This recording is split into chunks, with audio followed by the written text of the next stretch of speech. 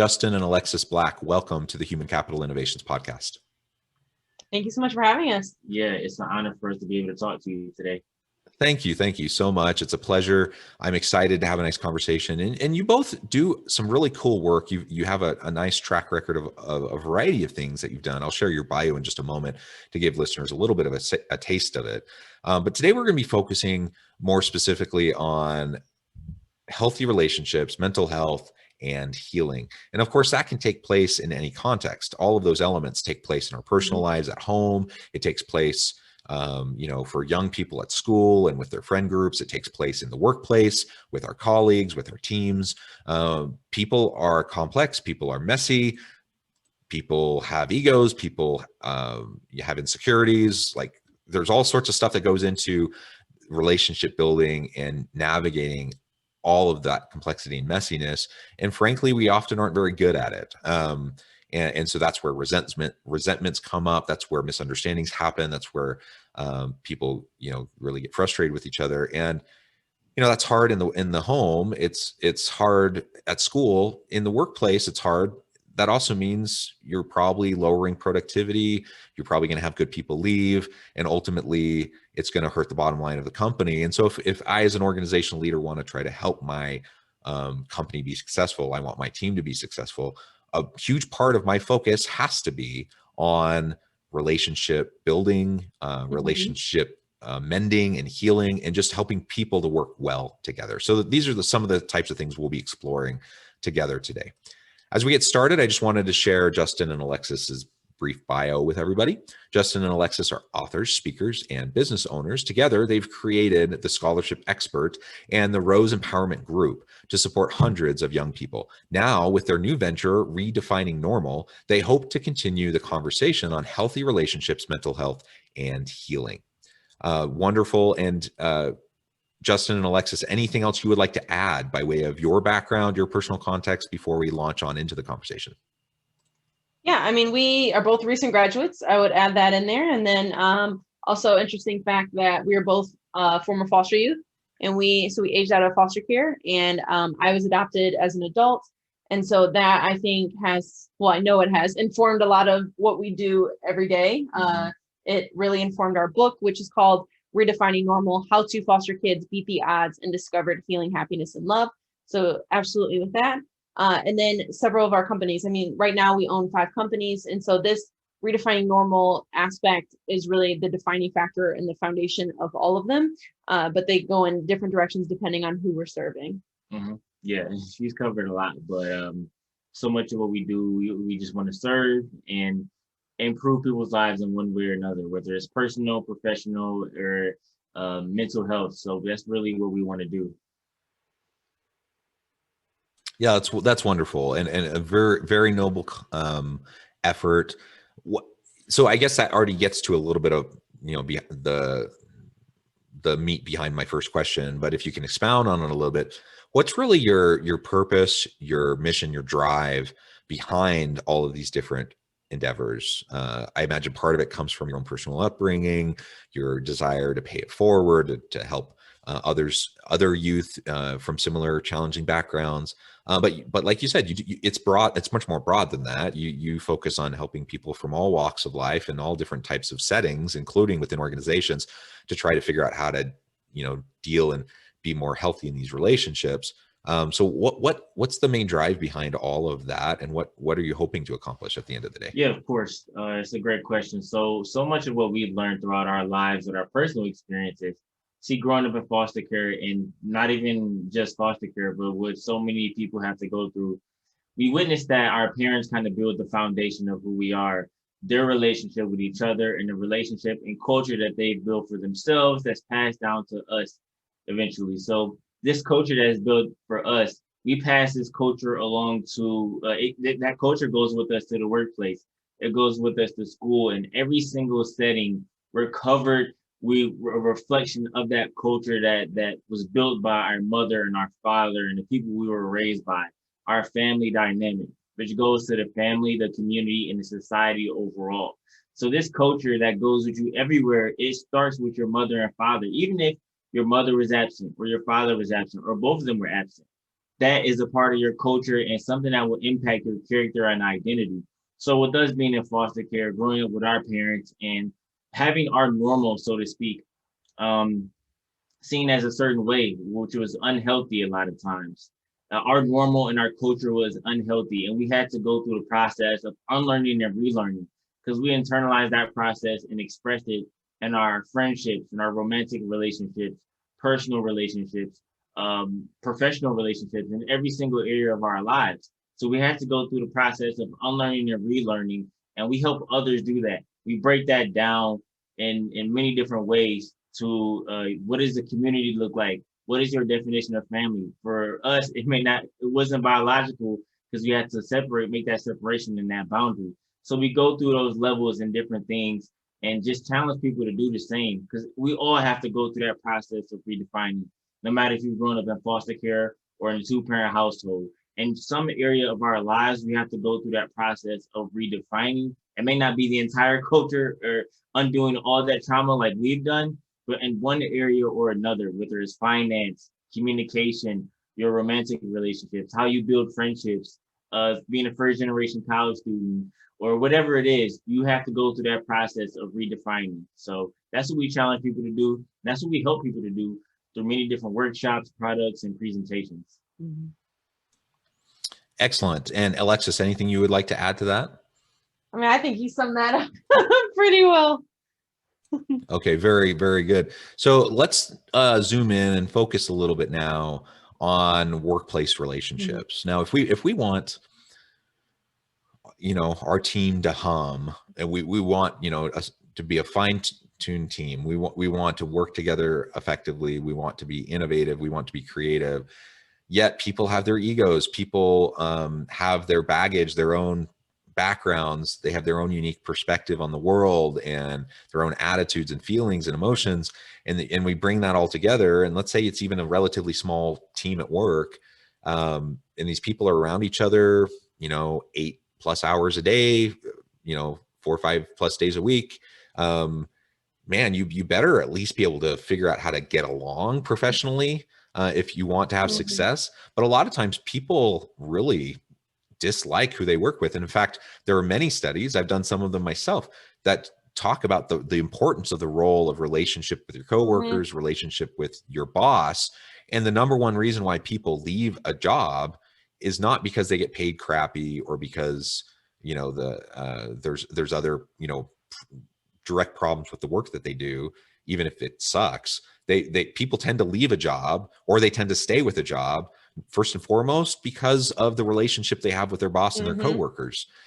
So if we want to attract and retain good people, if we want them to work well together and be productive and innovative, we just have to have people who develop good relationships. Yet, we come with all this messiness and all this baggage that we all have. So what would you say, what are some of the things that you've seen, even if it's from some of these other populations you work with? How would that, what are some of the key principles and how would they apply in a workplace setting as we're trying to figure out how to unlearn the unhealthy stuff that maybe we're doing or maybe that we've experienced, and now relearn how I can actually have an engaging, meaningful, healthy set of interactions and relationship with people at work? I mean, in the way that we see leadership and the way that we wrote our book, the way that we operate our companies is all around transparency and vulnerability. And so that's really the fundamentals of who we are and what we try to portray. And so that's how we build our team. And so it's always important to make sure that you're building a team that's cohesive and fits into the culture that you're trying to build. We've actually, we've only been in business, it hasn't even been a year yet. And we've had upwards to 17 people on our team when you account for like interns and all of that. And we've had to let several people go because they maybe don't fit into the culture, or maybe I would say more or less is not creating the culture that we want on our team. And so we also have to make sure that we are taking into account that who we are as beings, it doesn't leave at the door when we step into what we're working on and the projects that we're working on. We are dynamic. We have all these different pieces of us. And so we have to make sure that as team leaders that we are acknowledging that, but then also we openly talk about our failures, the things that we mess up on, what we're learning from. We make sure that we are building a team that's learning from each other, not just what we're learning in the workplace, but also life lessons. And I would also say that also being really open and honest about things that are going on outside of the workplace. So like, say if we have a coworker that is really struggling with something, they don't necessarily have to tell us what it is, but just that open communication with us so that we can be compassionate and be there for them in the way that they need it. And if they need time or whatever it is, that we can work around that. But communication is the biggest piece of any team that you're trying to build, and make sure that you're there for them, not just in the work sense, but how are you there for them outside of that? And it's really sometimes just showing up in the way that they need you to. So that's the culture that I would say that we're trying to build. And from every person that has left their position since we started, which we're on I think our third round of interns now, and every single one has mentioned how that has really empowered them to be their full self in this position, even when they have different things that come up, different seasons of life, even in a couple months with dealing with COVID and school and all these different things. And how can we support them? So that I know for us has been incredibly impactful. Yeah, I love your focus on the whole self and the authenticity of the lived experience of your people. They can't check everything at the door. And that it kind of blows my mind, but I hear that so often, that leaders will say things like, you got your home stuff. Yeah, check it at the door, leave it, your home stuff at home. When you're at work, focus, and just they say, be professional, quote unquote, be professional. Yeah. Well, I'm all for professionalism, but that doesn't, we can't just check our emotions and everything that we're dealing with. Like, there's no way to separate that. Like, it is going to bleed over. Like you said, we don't need to ask all the details. That's none of our business. If they choose to share, then we can provide a listening ear and support and such. But even if we can just know that, yeah, they're dealing with something, it's tough. We can see it. We can notice it. Let's be supportive. Let's be helpful. Let's help them know that we're there for them, that we want them to find success at work as well as in their personal life. Man, that type of communication, that kind of vulnerability, that kind of sharing, that kind of support, that is going to do more to build healthy, meaningful, sustainable relationships at work than just about anything else you can do. And it always comes back to trust. If someone comes to work because they just maybe there's a pile of things at home, like this thing happened, that thing happened, they're having a fight with their partner, the car they broke down, there's just all these things, these stresses, these anxieties that have built up. They come to work frazzled. Like, just knowing that work is a safe place where people aren't going to assume the worst of them when they walk in 5 minutes late because their car broke down or they had to change a tire on the way to work or whatever. Like, just that simple kind of an environment, that it goes a huge long way in making sure that people feel like, yeah, this is a great place to be. And even, I'm all for paying people well, pay people well, give them good benefits, treat people and invest in people, treat them with dignity and respect. So I'm not in any way advocating that we don't pay people well or cut corners. But honestly, if you may not even pay people that great, but if you treat them that way, where they know, they just had a hard time getting their kids ready for school and dropping them off and this, that, and the other. And now they're at work and they're a little bit frazzled as they're getting started with their day, but they know they can come to work and that they'll be supported in that as they get rolling. Man, people are going to be committed to that kind of an organization and to that kind of a culture. On the flip side, you could pay people quite well, like way above market.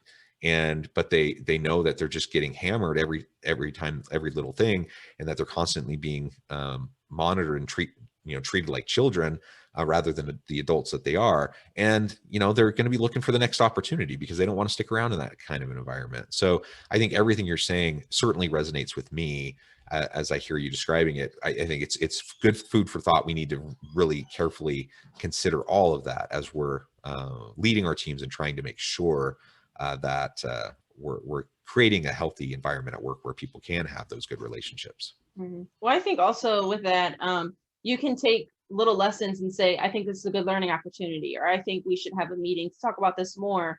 And I've had several of those with people where, say, we had one intern who he was very overwhelmed, but he didn't communicate with us, even though we we're asking, how are things going? Can you talk to us? Let us know. And then he abruptly just quit and said, I have too much going on, whatever. And then I said, well, can we get on a call? So I think this would be a great learning opportunity, because you don't want to do this outside of, this is an internship. So this is more of a safe place with less risk, but you don't want to do that in your next job, or your dream job, or whatever it is. Or even, especially if you own a company, you can't have a client and say, too much, I back off, I'm done. Rather than in communication. So I think you need to take those opportunities to make sure that you're handling things, especially if you have interns, to make sure that they're learning these life lessons to move forward. Yeah, perfect. Justin, anything else that strikes you that you'd like to add? I think you covered it perfectly. Yeah. Yeah. Well, great. So let's talk a little bit more then as we get closer to wrapping up about the healing component. So let's say, we have colleagues at work. They've they haven't been great with each other. They haven't communicated well. They haven't shown trust in each other. They've even backstabbed, even had unhealthy behaviors, and there's resentment and hard feelings. So then what? I'm a leader. I'm in that situation. I know that I have people on my team. There's like conflict. There's just this dynamic that's not healthy. What do I do about that at that point? I mean, there's so many things I should be trying to do proactively before that ever happens. But let's say that now happens, or maybe I've just been hired into that situation. What do I do to try to disassemble that, and to dismantle and rebuild something where those people can work well together? That's a hard one. And there's no guarantee if, some team members have a bad relationship. Sometimes in that sense, you may need to try to encourage them to take the more professional route. But what you can do is you can try to take them one-on-one and say, hey, what can I do to help you in this situation?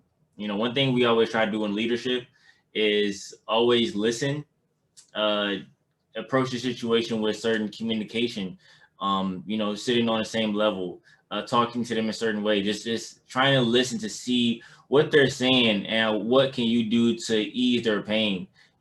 Active listening is not only just hearing the words, but you taking action and receiving what they're saying and putting them in the best position to be successful.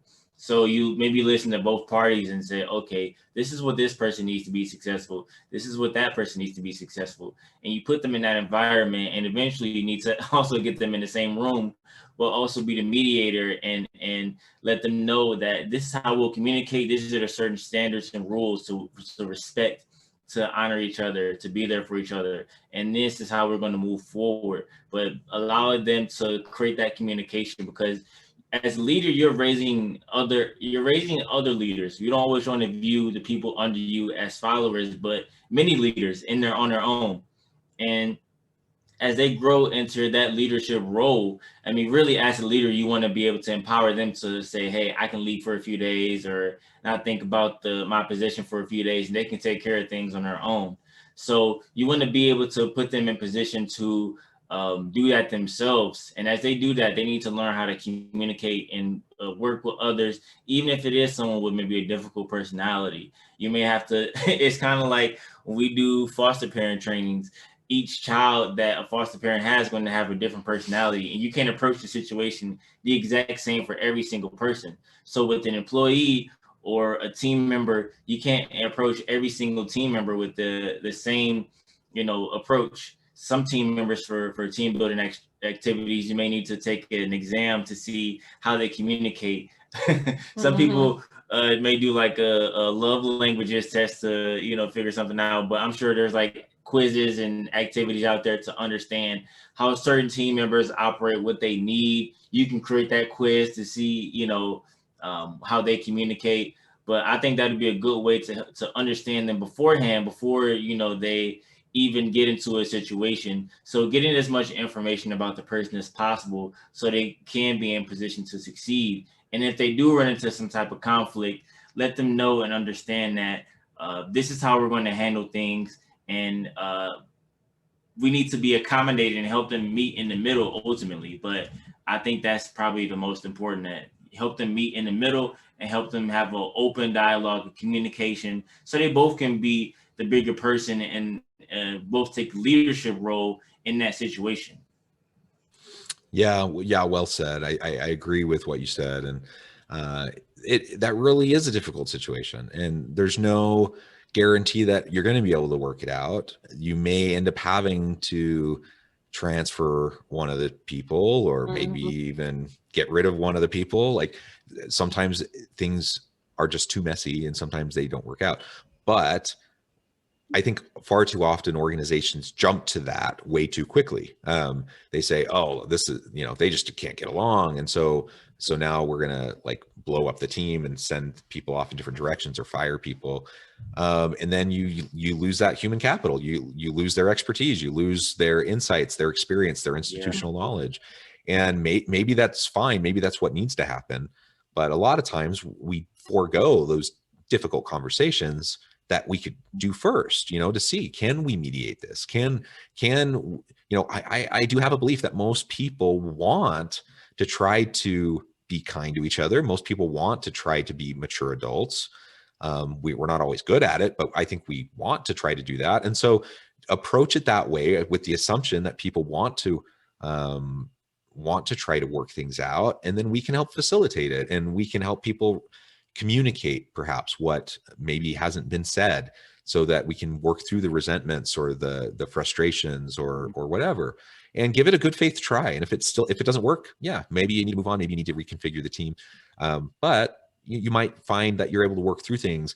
And my experience has been, when I've had personal conflict with other colleagues at work, when I've taken the time to go out of my way to reach out to them, to try to smooth things over with them, apologize when necessary, to try to seek understanding, try to listen to them, help understand their perspective.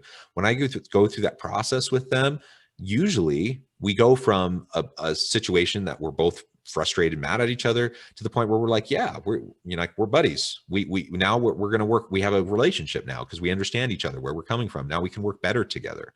And I mean, truly, that's how relationships are built, is we have to work through that kind of stuff, whether it's a romantic relationship, a friendship, a workplace relationship. I think, we have to give it a chance. So I appreciate all of the insights you both have provided for us today. There's no easy answer, but it's an effort that's well worth the time and the attention. Before we close today, I wanted to give you a chance to share with listeners how they can get connected with you, find out more about your organization, the work that you do, the products and services that you offer, and then give us the final word on the topic for today. Yeah, so you could find out more information on us on our website at re-definingnormal.com.